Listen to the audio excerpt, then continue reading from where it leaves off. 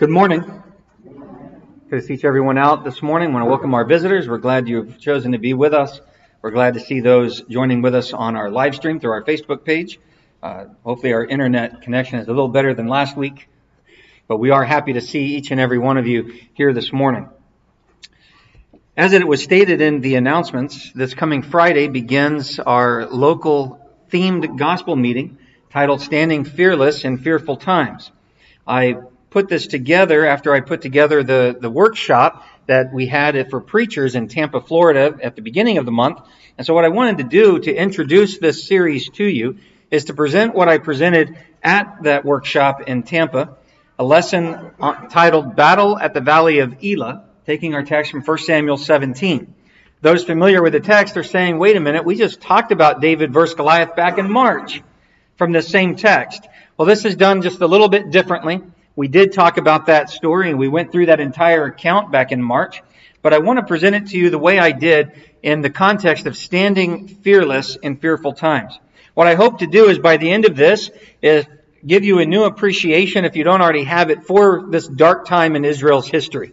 As Goliath is going to issue a challenge for 40 days. I want you to kind of put yourselves there at the battle lines, on the sidelines, watching that, and feel and see the fear. Smell the fear in the air as we put ourselves there, as we take a look at this from the standpoint of standing fearless in fearful times among fearful people. What we find is when we open 1 Samuel 17, we find that this takes place sometime after 1 Samuel 16, where Samuel anoints David. We know by this time, if we're reading it from the beginning of 1 Samuel, we know that God has left King Saul. He has taken David, this little shepherd boy, out of the field. He has made him king in Saul's place, but he has not installed him as king yet. Saul is still king over Israel. David, though, has been introduced in 1 Samuel 16. Sometime after that David was anointed as king in 1 Samuel 16, we find that there is war. The Philistines have gathered together against Israel. The two sides are camped opposite each other across the valley of Elah. We're told the Israelites are camped on one mountain, the Philistines on the other mountain, and this valley in between. And we find that in 1 Samuel 17, 1 through 3. As I was putting this together, I was reminded that later on we're going to see this spelled out, but this doesn't change it. In 1 Kings chapter 20 and verse 28, when we talk about the time of King Ahab over the northern 10 tribes of Israel, the northern kingdom, God taught a lesson to Ahab, and he taught a lesson to the Syria by telling them that he is Lord of the God of the mountains, and he is Lord over the valleys. God is the God of the mountains. God is the God of the valleys. You can't go one-to-one and escape him. So God of the mountains and God of the valleys is here in this account. The 40 days of Israel's army enduring the challenge of Goliath. Their freedoms are in the balance of that outcome should a man step forward. So there's going to be real fear. There's going to be anxiety. There's going to be doubt. This passage is a triumph of courage, but it shows the real fears of uncertainty. Socioeconomical fears, persecution fears, political unrest, lack of spiritual faith, lack of spiritual growth. War always brings out fear and doubt. As we talk about this, I'm going to bring out some phobias. And as I talk about these phobias, I want you to understand, I know that they most likely did not recognize the same phobias that we talk about today. But as we talk about phobias, I know in our culture it's very common for us to talk about phobias in a sense of it's an irrational fear. The person with that phobia, though, even if they admit it's an irrational fear, it's very real to them. It's something that they have to fight to overcome. And so as we talk about the fears that are here on these battle lines, as they're drawn up, mountain against mountain, and meeting in the valley between. I read a story, an article titled Millennials Fear Catastrophic War by Peter Maurer. He's the president of the International Committee of the Red Cross, the ICRC. They had a World Economic Forum in 2020, so this happened last year. And this article that came out from this this meeting they had, or this gathering together. They said they did a study on 16,000 millennials aged 20 through 35. And they found that 54% of those surveyed, 54% felt that a nuclear war was likely in the next 10 years. And they expressed deep, paralyzing fear over this, so that nucleomytophobia was expressed. That is the fear of nuclear war. They had traumatophobia, fear of war, injury, wounds, and well-being. They had fears that are polemophobia. That simply means fear of war. Well, I'm wondering, as we read this account about the Israelites and know what the balance or what the outcome is in the balance, did they possibly have a fear of war? Because we don't see them do a lot of fighting. They're standing on their side. The Philistines are on their side. Because they know once they clash, there's going to be some well-being that's challenged. There's going to be some health that's going to come to an abrupt end. War brings about uncertainty and doubt. So one of the first fears we're going to be looking at as we get into this text, we find in 1 Samuel 17, 12 through 20. We find Jesse was worried about his 3 oldest sons who were fighting for King Saul. And so he's going to send David to bring them supplies and bring back news of their welfare. 1 Samuel 17, 12 through 20, this embodies that uncertainty of war. When Jesse is going to worry about his 3 oldest sons, Eliab, Abinadab, and Shammah, who were fighting for King Saul. He hasn't heard word back. He wants to know, how is the war going? It's been 40 days since they've been gathered together. They could be dead. They could be wounded. They could be scattered, missing in action. These are some real concerns. And we see that embodied here in just this account. And who knows how many other Israelite parents, husbands and wives, are worried about sons and husbands and fathers. Just this one account just embodies all of that uncertainty of war. Uncertainty can include the fears of health or well-being. Traumatophobia is the fear of war, the fear of injury, the fear of wounds, the fear of well-being, or the loss of well-being. Jesse's solution to his fears of uncertainty and anxiousness was David. He put his solution to his fear in David. You go, find out what's happening, and bring me news back. As I think about the uncertainty of war and that the phobias associated with that, I know there have been countless wars and countless different examples we could use, but I could not help but think of the Sullivan family from 1942 during World War II. November 1942, all 5 of the Sullivan brothers from Waterloo, Iowa, assigned to the U.S. Navy light cruiser Juno, were killed when their ship sank in the Battle of the Guadalcanal. 2 months go by, and their mother Elah, and her husband Tom, back in Waterloo, Iowa, still have no word on the welfare of their sons. They were dealing with uncertainty and anxiety for nearly 2 months. Finally, in early January of 1943, Elah Sullivan wrote this to the Department of the U.S. Navy. I am writing you in regard to a rumor going around that my 5 sons have been killed in action back in November. A friend from here came and told me she got a letter from her son, and he heard that my 5 sons were killed. I am to christen the USS Tawassa on February 12th at Portland, Oregon. If anything has happened to my 5 sons, I will still christen the ship as it was their wish that I do so. I hated to bother you, but it has worried me so that I wanted to know if it was true. So please, tell me. Can you imagine waiting 2 months to find out if a rumor you heard from someone else that says he served in that area and that all 5 of your sons went down with the ship? Well, that letter prompted the U.S. Navy to send word on January 11th, 1943, and they had to give her the bad news. Lieutenant Commander Truman Jones sat in their living room, and he told Tom and Elah and their son Albert's wife, Keena, as they gathered in the family's living room, I'm afraid I'm bringing you very bad news. Then he goes on to list their names. Albert, Francis, George, Joseph, and Madison all are missing in action in the South Pacific. At the behest of the Navy, President Franklin D. Roosevelt wrote a personal letter of condolence. And according to the Navy Times, the Sullivans are still the single greatest wartime sacrifice of any American family in our nation's history. War brings about uncertainty, doubts, and all the fears that go with that. And we see all of that embodied here with Jesse, putting his solution in David to bring back some word, some closure, something. And that's certainly what Mama Elah was looking for to the Department of the U.S. Navy in 1942.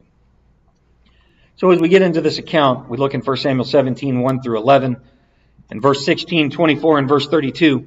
We find the Philistines and Israel on each side of the valley of Elah.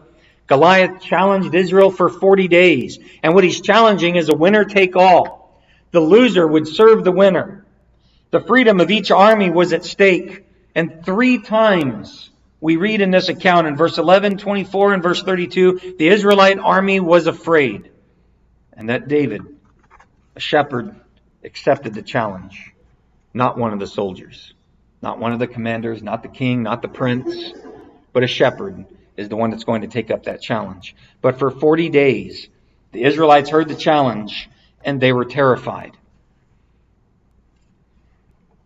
I want to talk about that terrifying nature that they had.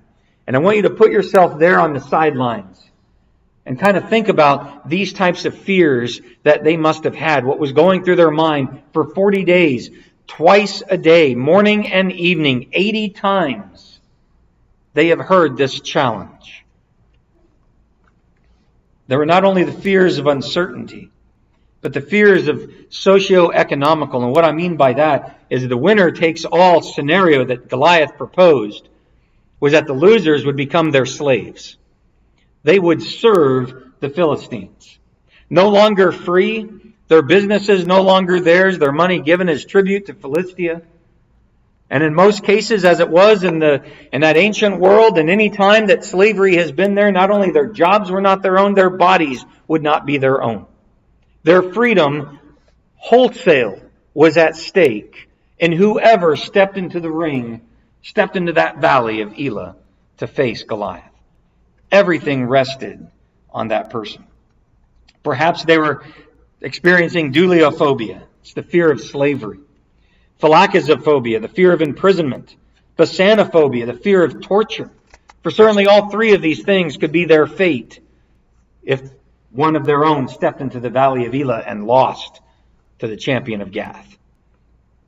The fears of persecution.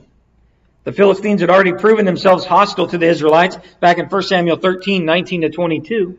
At a time that they had oppressed them, they would not allow them to operate blacksmiths. So they were already controlling what tools they could make. They could only make tools, they couldn't make implements of war. So they'd already taken away their ability, in the Philistines' mind, to defend themselves. And in fact, in this account, we can read that there are only 2 swords in all of Israel. One that belonged to King Saul, and one that belonged to Jonathan, the prince. And I want you to think about that as we go forward into the story, because David is going to say something and make a promise that's going to bring our minds back to how many swords were here in Israel. 2. Because the Philistines had already oppressed them that they couldn't make weapons of war. We've heard a lot in our culture about xenophobia. Xenophobia is described as fear or hatred of foreigners and strangers. And if you do a little word history on xenophobia, you find out that this is more of a more recent definition of this. A little later on, I'm going to tell you the original definition of xenophobia. But part of that fear or hatred of foreigners and strangers often is expressed by persecution and oppression. And so xenophobia was a real fear here as they faced what might come with their defeat. Then in 1 Samuel 17 and verses 8 through 11, they had political unrest. This is a real fear.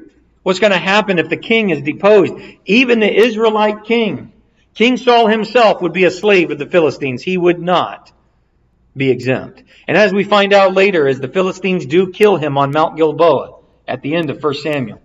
He was highly sought after and prized by the Philistines. If they had lost, they weren't going to give up on getting him. Questions must have abounded as to whether King Saul could keep them safe or not. Question must have abounded of whether they would even keep their national identity. Would they be able to worship God the way they wanted to? Maybe their minds were going back to when they lived in Egypt and how oppressed they were then. Politicophobia is the fear of politics or the fear of government. I think there's a lot of people that might have politicophobia today. But this was a very real fear then. The fear of lack of faith or growth. In 1 Samuel 17, 11, 24, 26, 32, and 36 through 37, there was real lack of faith fears going on here. David saw their fear. He wondered why they feared this giant who dared to, quote, taunt the armies of the living God. David questions, why are you listening to this for 40 days? He's immediately taken before King Saul and tells him no man should be afraid any longer, for he would challenge Goliath and God would deliver him into his hands. In modern vernacular, he goes to King Saul and says, this guy, I got this. Don't worry about that. David goes and says, I'll take care of it. There is a phobia called a tickyphobia, and it's a fear of weakness or a fear of failing. When I read about a tickyphobia, it says it can completely paralyze you. It can hinder you from doing what you need to do because you're so afraid that you might fail. You're so afraid that you might show weakness that you just don't do anything. Think of the Israelites and what's happening here. They are terrified, we're told, in 3 times. They're terrified. There's a lot resting on the person that's going to step into the valley of Elah. Do you think maybe he's got a tickyphobia going on? That fear of failing, the fear of weakness. The guy that's going to go down in history as the guy that caused the slavery of the nation. The king in chains. As I was reading about this, it also says that a tickyphobia can be applied to faith. That it can paralyze and hinder you spiritually. You're so afraid that what you do is going to be looked at as weakness or what you're going to do is going to fail that you don't do anything. Not for your fellow man and not for God. And here in this case, I wonder if this phobia was very real. No Israelite soldier, not the crown prince and not even the king, would challenge Goliath. Then we come back. We talked about Jesse's uncertainty. I want to come back to the idea of uncertainty and talk about it from the soldier's standpoint. In 1 Samuel 17, 36 to 37 and 40 through 43, what must the army of Israel felt when they saw little unarmored David take the challenge and walk into the valley of Elah? After all that we've put on the line, after everything that's on the table, everything that's at stake, you see little David, unarmored, considered a youth, so he's not yet 20, can't even be numbered among the soldiers, take the field. What do? Think about that. You're saying, welp, we're all going down together. This is it. It's over. He has no sword. He has no spear. He does have a staff. But what good is that against the giant of Gath? Oh, look, and he's got a sling and some pretty little rocks. We're doomed. Goliath mocked him. And it makes me wonder, as Goliath mocked him, what did his own countrymen think? I wonder if they're thinking the sanity of King Saul. Because he went to King Saul, he sent out from King Saul, takes the field at Valley of Elah. And the soldiers must have been thinking, Saul's lost his mind. We're all doomed. Their freedom rested on his scrawny little shoulders. And I come back to that word xenophobia. I told you that commonly, more recently, has come to mean fear or hatred of foreigners and strangers. As I was looking at the etymology of this phrase, though, this phobia, originally it was just referred to as the fear of the unknown. Think about that. How it morphed into the fear of foreigners or strangers. And as I looked at it, the fear of the unknown went to unknown peoples, unknown groups of peoples, strange happenings, strange circumstances, strange situations. Basically, you find yourself facing the fear of the unknown and you panic. That's what happens. It's really the fear that's described, really the fear of anything beyond one's comfort zone or control. As you're standing on the battle lines and you see David take the field of Elah, the valley of Elah, to face Goliath, there's nothing you can do about it. The challenge has been answered. It can't be taken back. And no matter how big and brawny and strong you thought you were as a soldier of Israel, no matter what arms you're carrying and armor you're wearing, there's nothing you can do to take the shepherd crook and bring little David back and say, no, let me do it. It's too late. And so now the fear of the unknown is in the air. What on earth is going to happen? And so xenophobia is a real fear in the air. Because as we talk now, focus in from the sidelines into the valley of Elah, we talk about our challengers. Goliath is the challenger. His height is approximately 9 foot 9 inches. Some scholars argue for a 7 to 8 foot range, it all depends on the size of the cubit. But in 1 Samuel 17:33, he's described as a warrior. In verse 4, a 9 foot champion. Verses 8 to 10, he defies the armies of God. Verse 11, he's feared by the Israelites. Verse 44, he relies on his own power to defeat David. He's relying on his own prowess. He curses David by his gods, verse 43. Verses 5 to 6, he wears a bronze helmet, a full coat of bronze armor. That armor in verse 5 is talked about as scale armor, which weighed 5,000 shekels of bronze. What that comes to in today's terms, approximately 175 pounds. He's wearing 175 pounds of bronze on his body. Then it talks about he carries a sword in verses 6 to 7 and verse 45. He carries a sword, a spear, and a javelin. The spearhead weighed 600 shekels of iron. In today's standards, that would be 15 pounds. He's able to hold something with the head of it weighing 15 pounds. That's going to go through a man. If he throws that, it's going to go through you. It's not going to stick in you like a pincushion. It's going to go right through you. This guy is formidable. He keeps his shield bearer in front of him, so he's not alone. His shield bearer with the shield is specifically stated in verse 7 and 41 to be standing in front of him. So he's there to help him and give him a shield if he needed it. But yet we read in verses 49 and 51, he's going to suffer a humiliating death. Struck with a rock and ultimately beheaded.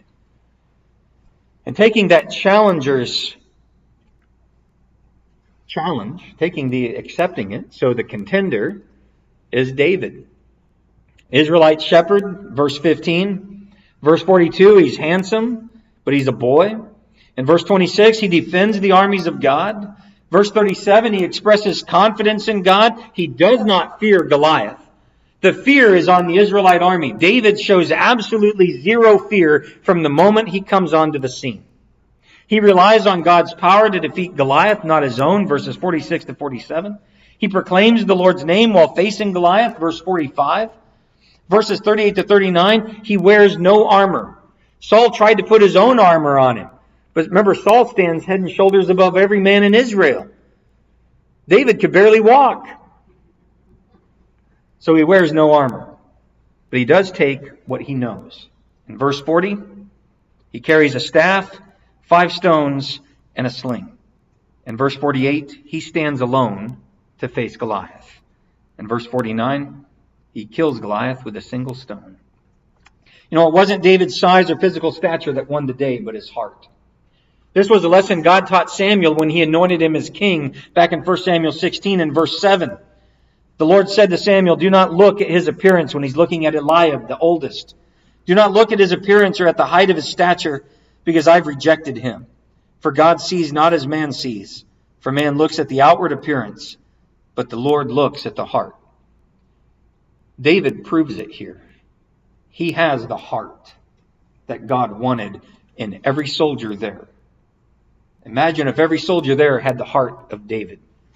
The Philistines would never have been able to oppress Israel. You know, there's a book called David and Goliath, Underdogs by Malcolm Gladwell. he points out, in his opinion, David brought a gun to a knife fight. He does point out that ancient slingers practiced on targets up to 200 yards away, and they could hurl stones at 70 miles per hour. That'll also fell you. That'll also take you out. It seems David was proficient with his sling, giving him the advantage of range. But lest we focus on that and say, oh, David had the advantage of range, because he does. We also need to remember that no other Israelite slinger or archer took the challenge. David thought outside the box. They're looking at Goliath's weapons and saying, I have to go against that man and stand toe to toe. David says, no, there's more than one way to kill a giant. And David steps into the ring. David's courage was not in his personal stature, not in his military training, but from his faith in God, because he knew God is bigger than any giants. And as he states to Goliath, the battle belongs to the Lord. So as we look at the fight in 1 Samuel 17, in verses 38 to 40, we find that in verses 33 through 47, actually, David fought a lion and a bear, and he tells King Saul that God would deliver Goliath. In verses 38 to 40, David wore no armor and no sword, but took what he was used to in battle. So we read in verse 40, he took his stick and chose for himself 5 smooth stones from the brook and put them in the shepherd's bag which he had, even in his pouch, and his sling was in his hand, and he approached the Philistine. Now, I like to say David took more than one rock because there was a possibility he might miss. And he was going to use everything that he had before he had to close in combat with his staff. But David was prepared either way. Whether it took one stone or he had to sling all 5, whether he had to close in combat with his staff, David was confident God was going to deliver this giant just as he delivered the lion and the bear that came against his father's flock. And then in verses 45 to 47 and verse 50, I just want to read this section. Then David said to the Philistine, you come to me with a sword, a spear, and a javelin. But I come to you in the name of the Lord of hosts, the God of the armies of Israel, whom you have taunted. This day the Lord will deliver you into my hands, and I will strike you down and remove your head from you. What does David have in his hands? A staff, a sling, and some stones. Only 2 swords in Israel, King Saul's and Jonathan's. And David says, I'm going to take your head. And I will give the dead bodies of the army of the Philistines this day to the birds of the sky and the wild beasts of the earth, that all the earth may know there is a God in Israel. And that all this assembly may know the Lord does not deliver by sword or by spear, for the battle is the Lord's, and he'll give you into our hands. And then we jump down to verse 50, and it says, thus David prevailed over the Philistine with a sling and a stone, and he struck the Philistine and killed him, but there was no sword in David's hand. So as we talk about that fight, one of the things that impresses me so much about this is that we read in verses 48 to 51, David ran to the battle line. David ran to the battle line. I imagine that if an Israelite soldier got into the valley of Elah with Goliath, there's going to be a lot of dancing, some footwork, trying to gauge the other one's prowess and weaknesses. The chink in his that 175-pound armor. There's going to be some cautious maneuvering, right? David runs to the battle line. I just imagine sling already whirring. It says David ran quickly toward the battle line to meet the Philistine in verse 48. And as he's running, so he does this on the run, he put his hand in his bag and took from it a stone and slung it and struck the Philistine on his forehead. And the stone sank into his forehead, so he fell on his face to the ground. He doesn't go backward, he falls face forward. In verse 51, then David ran and stood over the Philistine and took his sword and drew it out of its sheath and killed him and cut off his head with it. When the Philistines saw their champion was dead, they fled. Verse 51 to 54, the Israelite army sees the Philistines had no conviction. The Philistines had no way they were ever going to fulfill their promise to serve Israel, because Goliath wasn't going to lose. They had nothing to lose, like the Israelites did. But when they saw their giant of Gath go down, and the head in David's hand, they ran. And the Israelite army chased and plundered them, we're told in verses 51 to 54. See, the Philistines fled when they saw their champion Goliath was dead. And I think that while he was laying there, when he goes down face first, I think there is this moment of a gasp from the Philistines and the Israelites. And there was this moment of, is he going to get up? The referee's not done counting yet. 1, 2, 3. And they're going, get up, get up. If you're rooted for a fight and your champion goes down and the referee starts to count and you're on your feet yelling, get up, there's still a chance. They're yelling, get up. But when he takes the head, it's over. The count is done. The battle is won. And the army is in flight. And the Israelite army pursues and they plunder them and defeat them that day. You see, when we talk about David's courage, his courage was not grounded in anything that he possessed. His courage was not grounded in any training that he had. His courage was in his faith in God. And because of his courage and his faith in God, it let him stand fearless in fearful times among fearful people, and he won the day. And as we talk about all those fears, I want to remind you of our list of fears here: uncertainty, socio-economical, persecution, political unrest, lack of faith, or lack of growth. In 1 Samuel 17, verses 26, 32 to 37, and 45 to 47, the solution to all their fears was David. All eyes were on David. Because no one else is in this valley of Elah. Both armies are camped on each mountain. Goliath's in there challenging. At this particular time of the day, David takes that challenge, and all eyes are on David because everything depended on that outcome. But David knew the real solution all along, and that is God, not David. He asked, who is this uncircumcised Philistine, that he should taunt the armies of the living God?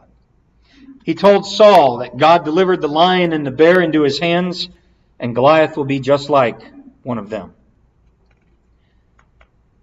He had proved God in private.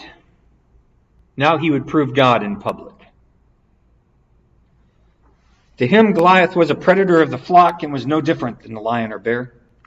God had delivered that lion and bear into David's hands, so God would deliver Goliath into his hands. David even told Goliath, he told Saul, he told Goliath, God has this battle. God will deliver you into our hands. You see, this is not the story of David saving his people. This is the story of God saving his people. Because David had the faith and courage to be used by God. David had that courage to stand up and take on the tough job. David was truly the shepherd king Israel needed, who relied not on his own strength, but the strength of God. And David is going to demonstrate this over and over as king over Israel. One of my favorite passages in the Old Testament regarding David is not 1 Samuel 17, but in 1 Chronicles 18. We don't have time this morning to read it. In fact, we're nearly out of time as it is. But I encourage you to read 1 Chronicles 18. I'm just going to summarize what you're going to find there. As king, David took on the tough jobs. He did the jobs no one else would do. Not that they couldn't do it, they wouldn't do it. In 1 Chronicles 18, as king, David defeated and he subjugated all the enemies of Israel that oppressed them from the time of the judges up till King Saul, with only one exception. And that was the Mesopotamians from Judges 3, 7 to 11. He did not take an army and go all the way to Mesopotamia. He left them alone. They'd been defeated. They were out. But every enemy surrounding Israel that had oppressed them from the time of the judges all the way up to King Saul, David defeated them, he subjugated them, and they paid him tribute. So that David extended the borders from the inheritance of Israel to the borders of Egypt, to the south, and all the way to the Syria in the north. David left for his son Solomon an empire, not just a kingdom, an empire. Because David did all this by the power of God, because of his faith.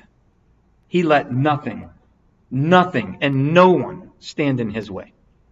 David took on the tough jobs and did what no one else would do. One of the lessons that I want us to get out of this is that God, the God of David, is your God. He is the living God. 1 Samuel 17:26 and verse 36. He delivers his people, verse 37 and 47. He can deliver by many or by few, 1 Samuel 17:46. And we also see Jonathan have this faith in 14 verse 6. But I want to read Ephesians 3:20 through 21. Because this is the God that we serve. Now to him who is able to do far more abundantly beyond all that we ask or think, according to the power that works within us. To him be the glory in the church and in Christ Jesus to all generations forever and ever. Amen.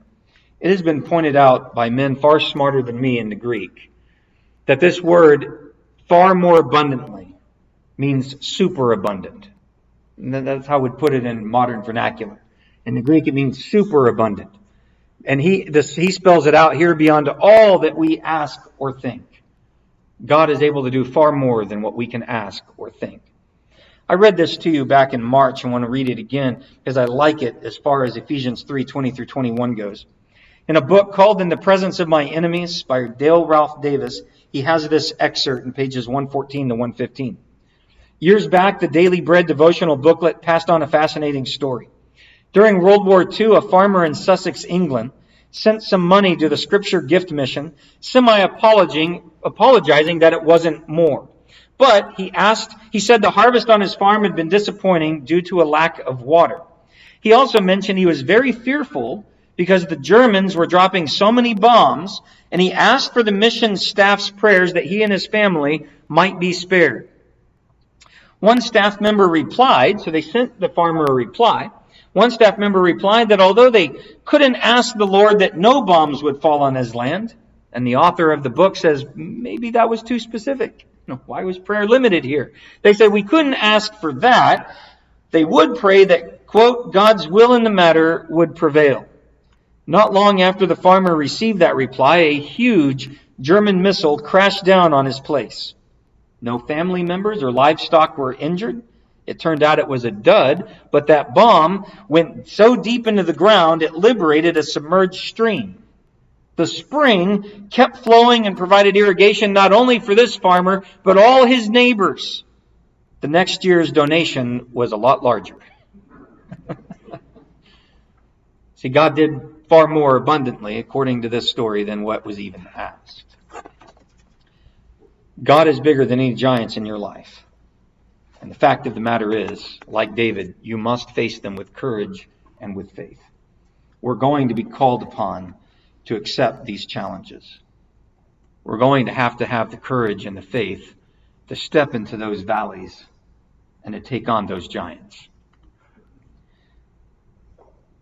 What happens when saints today face fears of uncertainty, socioeconomical fears, persecution, political unrest, lack of faith, lack of growth? Oftentimes, and I'm not going to say this is 100% of the time, and I'm not saying this defines 100% of the people in this audience, but most of the time, the solution to all these fears is the preacher, the elders, the deacons, or the spiritually mature in the group. And all eyes focus on the congregation's leadership, that spiritually mature member that everyone looks to for the answers, or the preacher. And I'm going to tell you, just as we see in this lesson, the preachers, the elders, the deacons, the spiritually mature know the true solution, and that is God. So this morning, when people are facing these types of fears, and fears that aren't even listed in this account, if all eyes focus on you, if you're that spiritually mature friend that they have, that they come to, if you know friends that are in other congregations and they're focusing their eyes on the elders or the deacons or the preacher there, if all eyes focus on you, you need to be like David. I need to be like David and set the record straight and refocus those eyes on the living God who is bigger than any giants, any fears that they might face. I want to remind you of Colossians 3:1-3 as we get ready to close. Therefore, if you've been raised up with Christ, keep seeking the things above, where Christ is seated at the right hand of God. Set your minds on the things above, not on the things that are on earth. For you've died, and your life is hidden with Christ in God. Focus our eyes on Jesus. He is the solution. When we focus our eyes here on earth, we see the giants. We see what they're armed with. We see their training. We see their armor. And we say, we can't do it. But if our eyes are focused on God, on Jesus seated at the right hand of God, victorious, we don't see the giant. We see the God who is bigger than that giant. Hebrews 12:1-3 says, Therefore, since we have so great a cloud of witnesses surrounding us, let us also lay aside every encumbrance and the sin which so easily entangles us. Let's run with endurance the race set before us, fixing our eyes on Jesus, the author and perfecter of faith, who for the joy set before him endured the cross, despising the shame, and has sat down at the right hand of the throne of God.